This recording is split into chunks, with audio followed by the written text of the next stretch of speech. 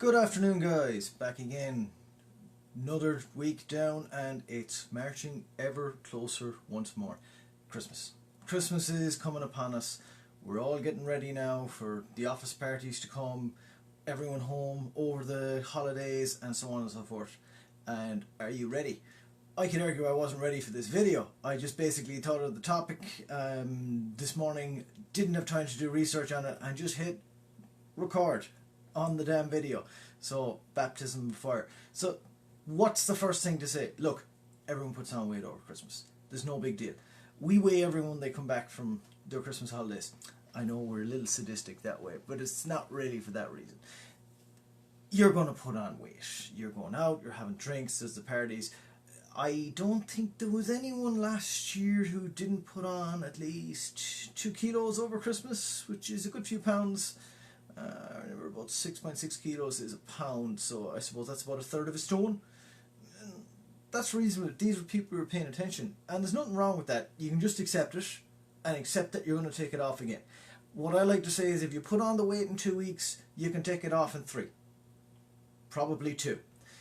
It's not there forever. However, at the same time, you're going out to parties. Is there anything you can do to mitigate that? Is there anything how can you accommodate for that? Well, the first thing is realize that when you're eating out, whatever you're eating out there is usually going to have 50% to double the calories of what you would make at home. So you go out to a restaurant, you have that turkey, you have that stuffing, you have that potatoes, then potatoes have a load of butter in them, that gravy is full of very tasty fat, and you don't know what else is on the condiments, and that's what makes it taste amazing. That's also why it's got tons of calories. So if you know you're going out tonight, what I would suggest during the day, eat a little less. You're going to be getting a ton of calories on that evening. You know, have maybe some light salads, have a soup for lunch, have a light breakfast.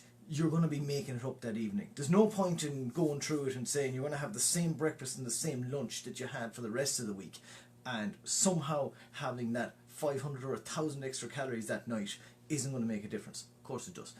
But one night is not a problem either, as long as it doesn't become a weekend. And this is the second part of where it goes wrong. People go out on a Friday night to have a lovely meal, to have a few drinks, and what was meant to be one meal suddenly becomes that entire evening with 5 or 6 pints and a stop at the chippy on the way home. Because it's all become, well, you know, I broke the diet now, so fuck it. And then they wake up in the morning and it's the same deal again. It's like, you know, well, last night wasn't so great, so fuck it. I'm just going to have a big old fry with a ton of butter and loads of oil and ketchup and everything like this. And suddenly the whole weekend is a write-off, as opposed to just that one evening or that one meal. So if you are going out, keep in mind you will have had a lot of calories in that evening, so try to have less during the day. Another good tip, have your breakfast planned for the morning. Write it down. Tom was talking about the A4 diet yesterday, and he is 100% correct. One of the most powerful things we can do for various psychological reasons is to write something down. And I don't mean tapping it in your phone, and I don't mean fiddling with it on MyFitnessPal. Get a piece of paper and physically write it with a pen. There's a certain degree of reality to putting something down, making it real through your fingertips. There's a certain connection to your head. It works. It worked for Arnold Schwarzenegger, and he became massively successful. And one of his things was he had a little box of objectives he had for each year, and he would write them down, and he stuck to them.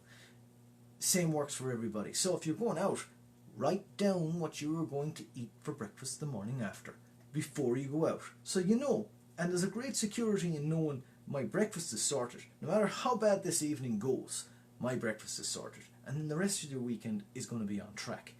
People ask about macros. If you want to go that far down the path, what I would normally say, for simplicity's sake, is treat alcohol like a carb. It's not entirely true, but it's not going to be far off on your calories. So if you are going to go for a load of drinking, try to eat a lot of veg, try to have a lot of salad, try to have a bit of meat, and try to avoid your starchy carbs. And the calories will probably kind of work out. If you're not counting, it's hard to know. So as a ballpark, it's not going to be far off. So getting ready for the Christmas party. So think of that. Try eat a lot less on the day before, and maybe even the day after. There's nothing wrong with banking calories.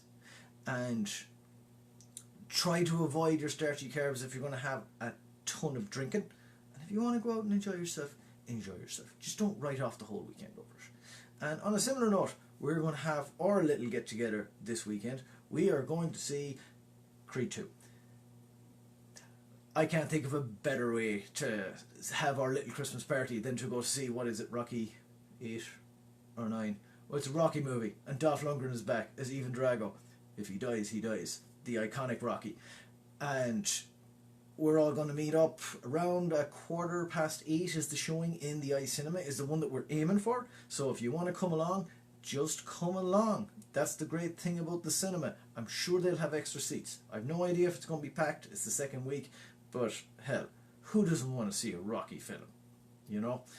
Or Creed 2, whichever we want to call it. So look, take care, guys. We will see ye next week again. And if you're in the mood to see a good flick, come down to the iCinema with us on Saturday. Take care.